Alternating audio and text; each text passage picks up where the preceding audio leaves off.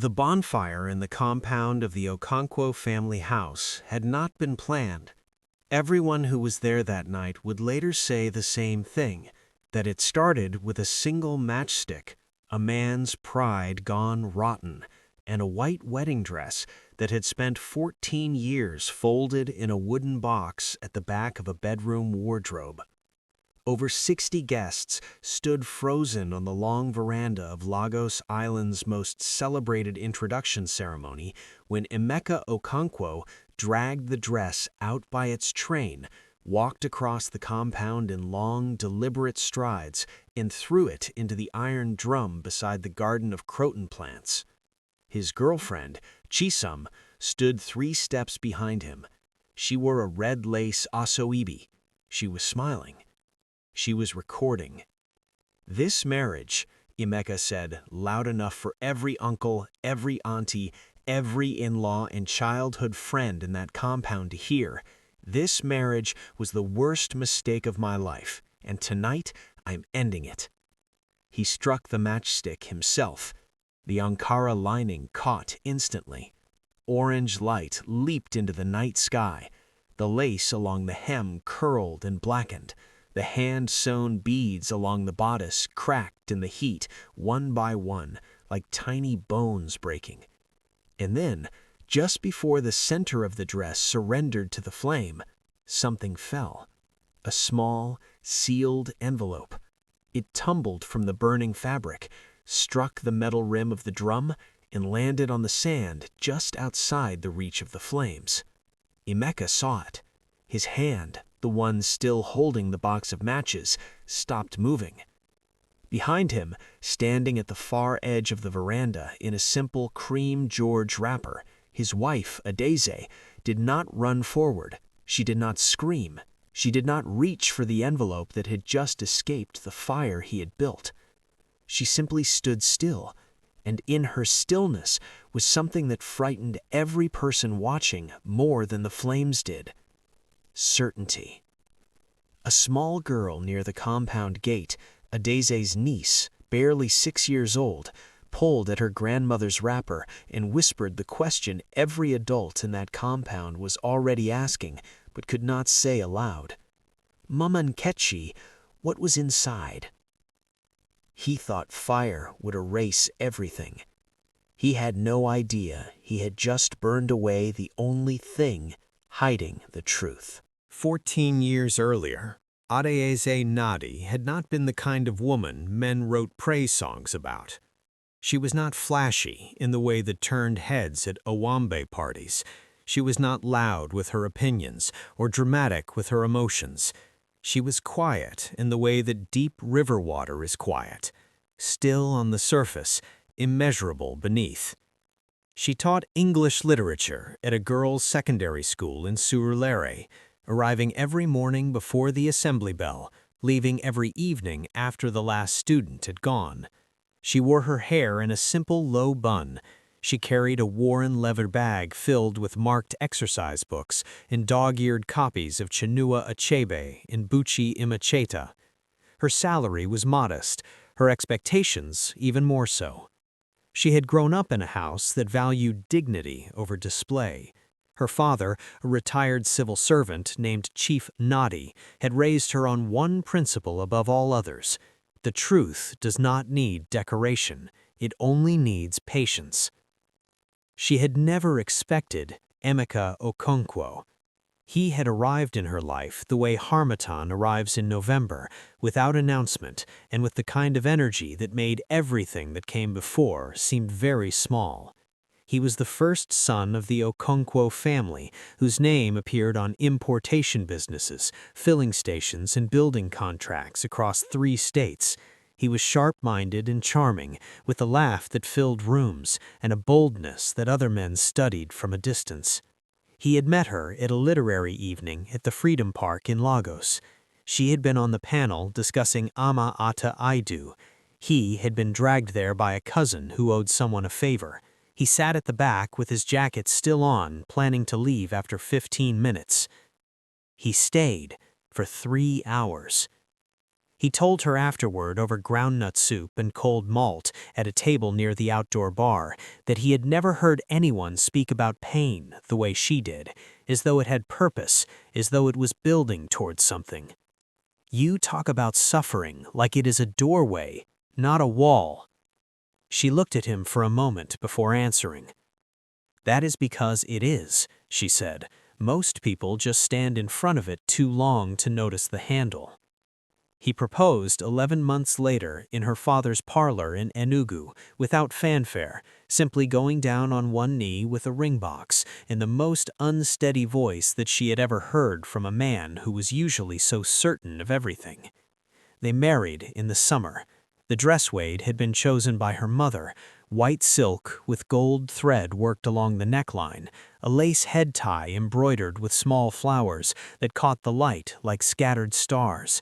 Before the ceremony, Adeeze's mother had pressed something deep in the folds of the dress, a small, handwritten prayer, a family tradition passed down through 3 generations, a blessing tucked into every bride's outfit, so that whatever this marriage faces, the woman wearing this dress will never face it alone. She had worn the dress once. Then she had folded it herself, wrapped it in white calico, and placed it inside the wooden box at the back of the bedroom wardrobe, not as a relic of sentiment, but because her grandmother had told her that a wedding dress holds what a marriage is made of. Keep it safe, and it will keep you. She had not known then how precisely true that would become. The early years of the marriage were honest. Emeka worked hard. Adeeze continued teaching. They built a life together that was not glamorous but was genuine. Sunday morning akara eaten in the small back kitchen, arguments about small things that ended in laughter, a shared shelf where his business magazines leaned against her novels like an accidental conversation.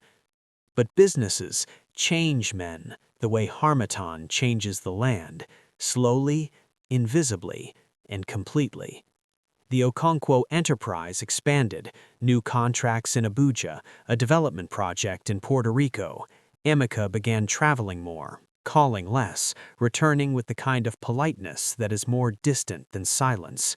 His mother, Mama Okonkwo, began arriving uninvited, sitting at Adeeze's dining table, drinking Adeeze's tea, and offering comments shaped like compliments but weighted like stones. You were still teaching, Adeeze. Emeka married so much potential, it would be a shame if nothing grew from it. Adeeze listened. She served more tea. She said nothing. She was listening to something else then. She had begun keeping a small journal, dark green, unlined, in the drawer of her bedside table. Not a diary of feelings, a record of facts, dates, amounts, names, the kind of document a woman creates when she understands that what is being done to her will one day need to be proven. The introduction ceremony for Emeka's younger brother had been planned for months. 300 invitations, imported Asoebi materials, a catering team from Abuja, the Okonkwo compound in its full, formal arrangement. Colored bulbs threaded through the neem trees, round tables set on the compound floor beneath white canopies, the fountain at the center of the yard illuminated in pale gold. Adeeze had organized most of it herself. The seating chart, the menu cards, the floral arrangements, the coordination with the video team. She had arrived at the compound early that morning and spent 12 hours ensuring every detail was correct. This was what she did. This was who she was. She worked in silence, executed with precision, and asked for no acknowledgement in return. She had changed into her cream George wrapper an hour before guests began arriving. Simple, the exact shade she always chose when she wanted to disappear into the background of someone else's important night. She did not disappear. Emeka arrived at 7:30, with Chisom beside him. He had stopped trying to hide Chisom 6 weeks ago. The first time he brought her to a family gathering, his mother had looked the other way with the practiced ease of a woman who had decided the inconvenience of confronting reality was less appealing than the comforts of pretending it did not exist. His brother had said nothing. His cousins had shifted awkwardly and found reasons to be elsewhere. Only Adeyeze had remained where she was, at the edge of every room, watching. Tonight, Chisom wore red lace. She wore the gold necklace Emeka had gifted her the previous Christmas, the same Christmas he had told Adeyeze the money was too tight for anything extra this year. She carried herself with the confidence of a woman who believed a decision had already been made, a verdict already announced, and all that remained was the signing. She was not entirely wrong. Emeka had decided to end it tonight. He had decided weeks ago, but he had not decided it quietly. He had decided it the way he decided most things now, with spectacle, with witnesses, with the kind of performance that makes a statement impossible to take back. He had been drinking since 6 o'clock. At 9:15, when the high-life music between sets left the compound briefly quiet, Emeka stood up from his chair. Chisom's phone was already in her hand. The camera was already open. He walked into the house. Guests near the veranda watched him go without understanding why. He returned 4 minutes later, carrying the white wedding dress by its train, dragging it across the tiled floor of the veranda and down the steps onto the compound. A silence spread through the compound the way ink spreads through water, quickly, completely, impossible to stop once it has begun. He crossed the compound. He reached the iron drum beside the Croton garden. He threw the dress inside. Someone behind Adeyeze called her name. She did not turn. "This marriage," Emeka said, loud and certain, "was the worst mistake of my life, and tonight I am ending it." He struck the matchstick. The peak silk caught. The fire rose. The lace curled. The embroidered gold thread along the neckline darkened and dissolved. Chisom recorded every second of it. She was smiling. The guests stood frozen. Some covered their mouths. Some looked away. One woman near the compound fountain began to cry quietly, not for drama, but because she recognized what she was watching. A man burning the visible proof of a promise he had made before God, in front of his family, in front of hers, while a woman in cream George stood 20 meters away and did not move a single step. And then the envelope fell. It slipped from the burning lining of the dress as the fabric split open in the heat. It tumbled against the iron rim of the drum, bounced once, and landed on the sand just beyond the flame's reach. Small, yellowed, sealed with tape that had darkened with age. Emeka saw it land.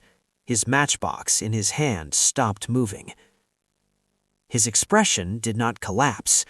It shifted, the way a man's face shifts when he hears a sound he cannot identify, a frequency that his instincts recognize before his mind can name it.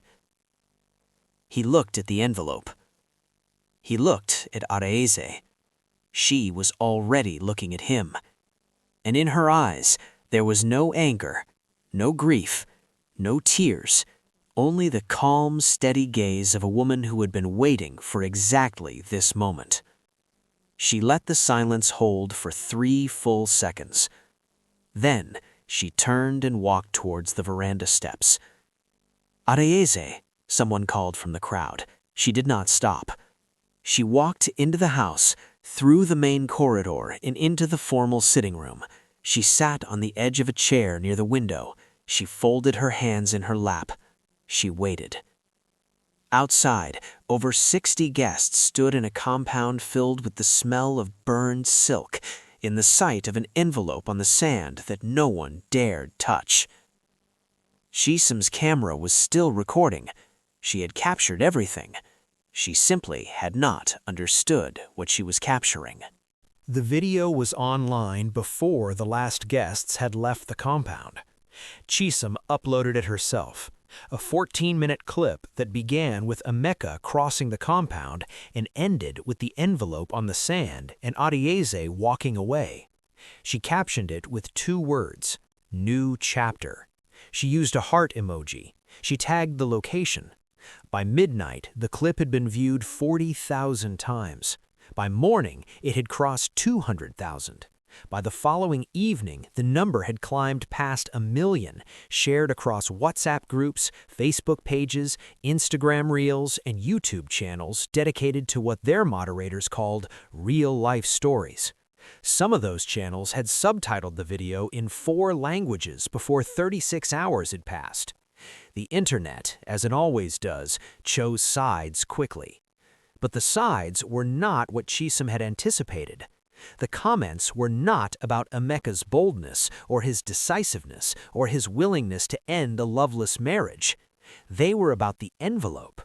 What was in the envelope? Did anyone pick it up? The way she walked away, she knew something. This woman is not crying. She is not running. She planned this. I need to know what was in that envelope more than I have ever needed anything. The clip was dissected frame by frame. Strangers on 3 continents analyzed Adieze's expression as she watched the dress burn, freezing the video at the moment she and Emeka locked eyes, enlarging it, studying the quality of her stillness. More than one person wrote, "She does not look like a woman being destroyed. She looks like a woman watching a clock tick towards 0. Emeka became aware of the video's reach on the second morning. His phone had been ringing since 6 a.m. Business contacts, distant relatives, a journalist from a Lagos television station who had found his number through a mutual acquaintance. His office manager called to say 3 scheduled meetings had been canceled without explanation by the other parties. He had not expected this. He had expected reaction, disapproval from some, quiet admiration from others. He had expected the story to be told as he had designed it, a man leaving a marriage that had run its course, choosing honesty over pretense, moving forward without apology. He had not expected the envelope to become a question that 300,000 strangers were asking in unison. He had not expected Adieze's silence to be louder than everything he had said. Mama Okonkwo called him at 8 in the morning, her voice stripped of its usual authority. What was in that dress, Emeka? He did not answer immediately. A prayer, Mama. Something her mother put inside before the wedding, that is all. The line was quiet for a moment. Then why, his mother said slowly, do you look afraid in every frame of that video? He ended the call. He called Chisholm. She did not answer until the 4th attempt. When she finally picked up, her voice was different, flatter, more careful. The warmth that had characterized every interaction between them was replaced with something that sounded like recalculation. The comments are not going how I thought they would go, she said. Take it down, he said. It has been shared too many times. Taking it down will not... Take it down, Chisholm. She took it down. It did not matter. The copies were already everywhere. At Adieze's father's house in Sorilule, where Adieze had gone the morning after the introduction ceremony, her father, Chief Nadi, sat across from her at the kitchen table and did not ask about the video. He did not ask about the dress. He did not ask about Emeka. He only asked one question. Nene, are you ready? Adieze looked at her father. The man who taught her that truth needs patience. The man who pressed her hand before her wedding and said, whatever happens, do not lose yourself inside someone else's story. She nodded once. I have been ready 8 months, Papa. Adieze had discovered the first document on a Tuesday afternoon in February, 8 months before the introduction ceremony, 14 months before the fire. Emeka had left his laptop open on the dining table while he took a call in the bedroom. She had been passing through the room to get water when the screen caught her eye, not because she was looking for anything, but because a file name written in bold at the top of an open document is impossible not to read. The file was titled Asset Transfer, Final. She set her glass down. Inside the document was a property transfer notice for the duplex in Likki Phase 1 that she and Emeka had purchased together 9 years ago.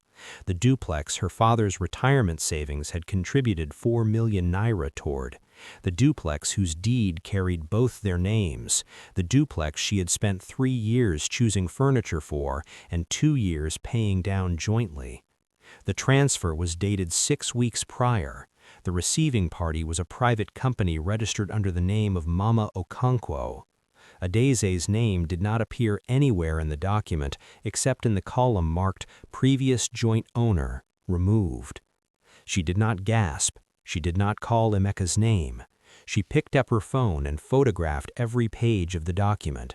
Then she closed it exactly as she had found it, returned to the kitchen, finished filling her glass, and sat at the table where she had eaten breakfast beside this man for 14 years.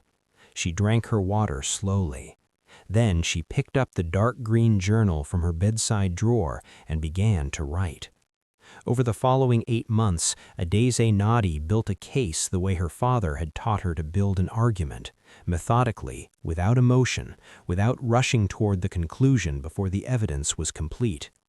She contacted a lawyer named Barrister Ngozi Obi, a woman she had met once at a teachers' association dinner 3 years ago and remembered for the particular quality of her attention. The way she listened as though every word was a piece of a structure she was assembling in her mind. Ngozi met with her 6 times in a small office in Victoria Island. She reviewed the photographs. She traced the property transferred back to its registration. She engaged a forensic accountant who specialized in matrimonial asset concealment and who spent 4 weeks following the trail of joint account withdrawals, private transfers, and financial redirections that Emeka and his mother had constructed across a period of 3 years. The total amount transferred out of marital accounts and joint properties without Adeze's knowledge or consent was 22 million naira. The Lekki duplex, a plot of land in Aja that Adeze had not known they owned, a joint investment account emptied in 11 installments over 18 months, and the private company, registered in Mama Okonkwo's name, receiving every asset as it was stripped from a marriage she had privately determined was no longer useful to her son's ambitions. The documentation filled 43 pages. Ngozi had it notarized. She had it reviewed by 2 additional barristers. She had the forensic report certified.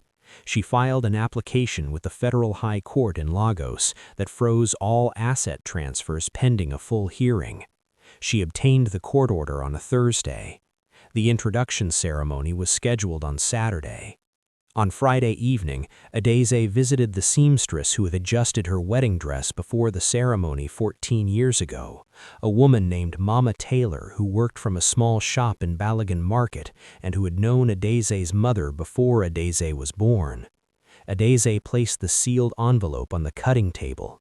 Inside, a copy of the property transfer document, the forensic accounting summary, the notarized evidence file, and the court order number with Ngozi's contact information.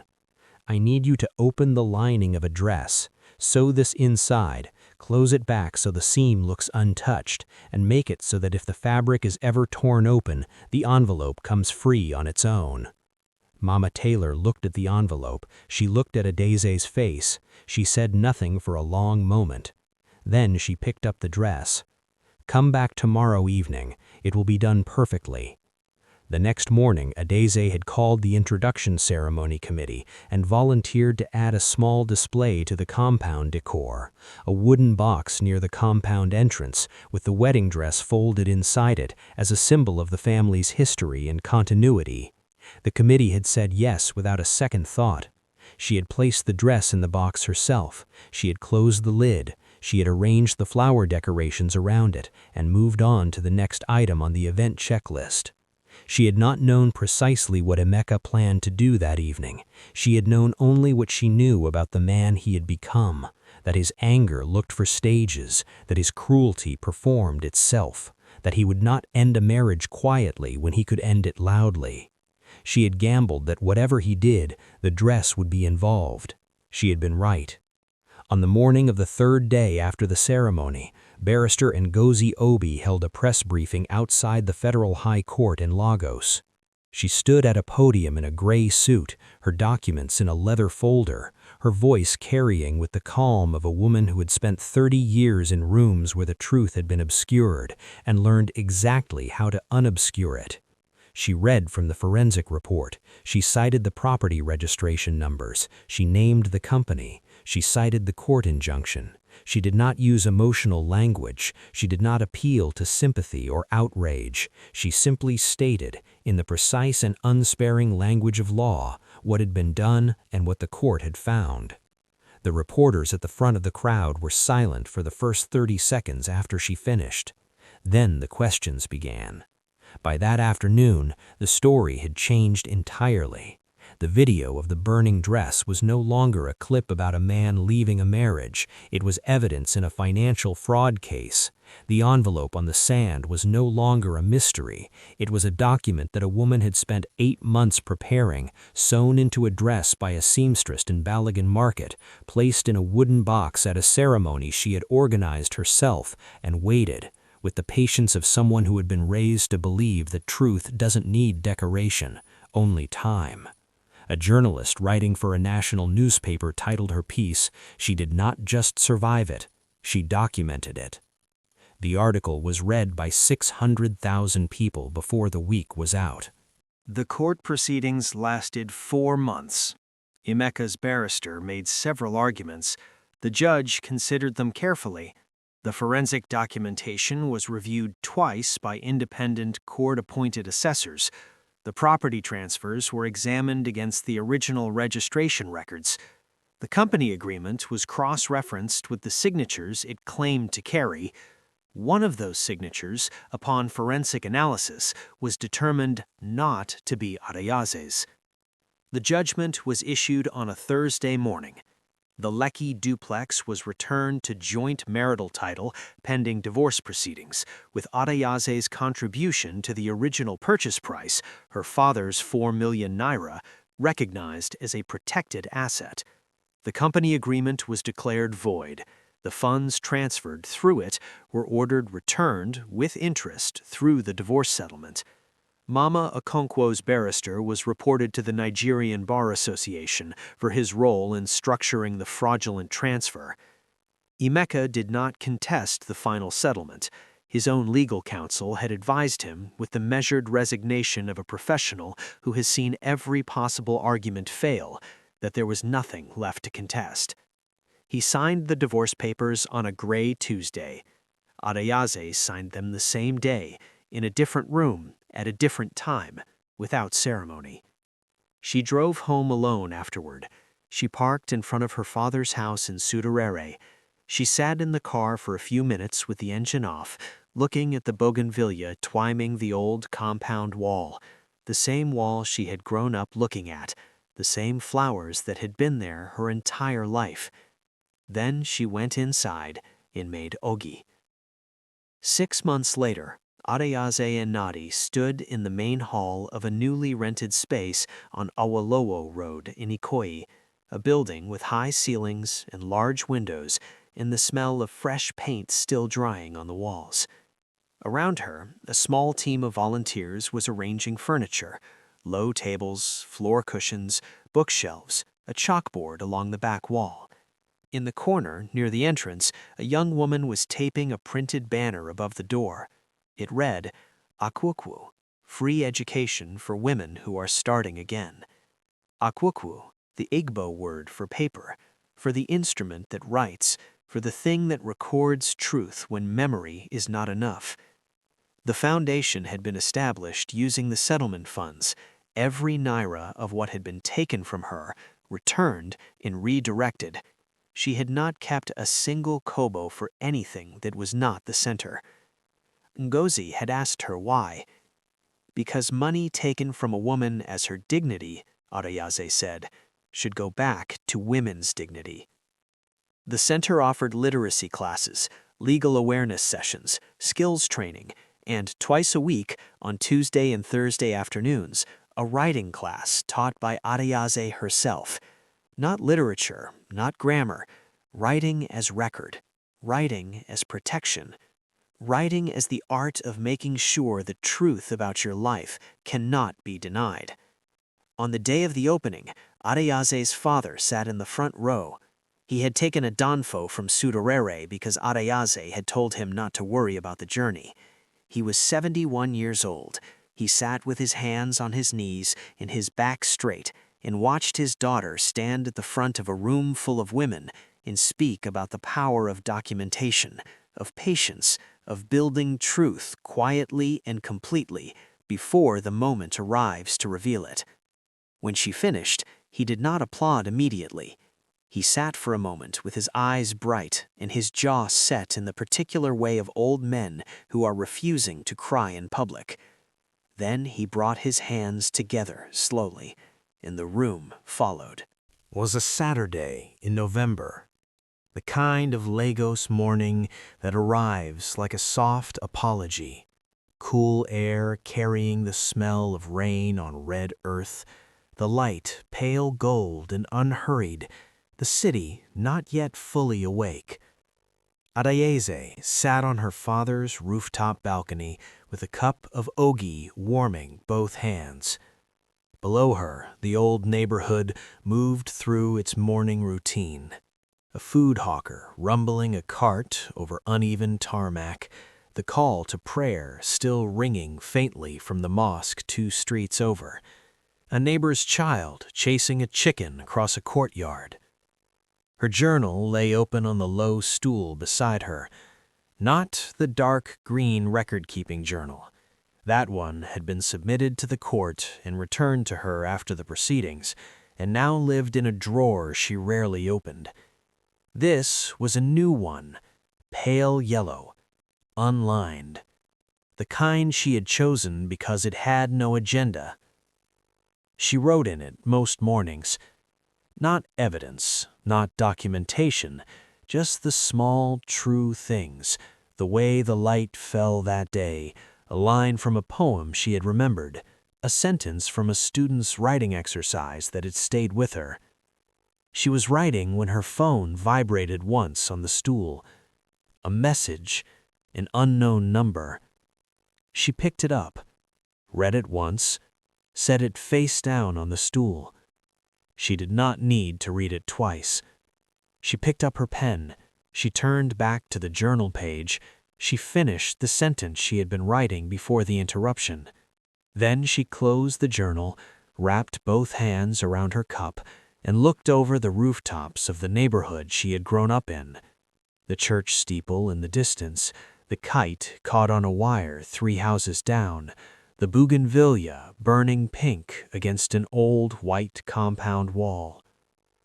She breathed in the cool November air. She breathed out slowly. Below, her father's voice called up from the kitchen. Something about breakfast, about whether she wanted a kara, about a small, ordinary thing that the morning required. "Coming, Papa," she called back. She stood. She tucked the journal under her arm. She carried her cup to the rooftop door. At the threshold, she paused once, looked back at the city, at the pale gold light crossing the rooftops, at the morning that was hers, fully and finally, in a way that no document had needed to confirm. Then she went downstairs. The wedding dress had burned. But what the fire could not touch, the 43-page forensic report, the court order, the truth sewn into lining by a woman who understood that patience is its own kind of power, that had survived every flame. And so had she. He thought fire would erase her story. He forgot that the woman had written every word of it and sewn the ending inside before he ever struck the match. If this story stayed with you, share it with someone who needs to hear it.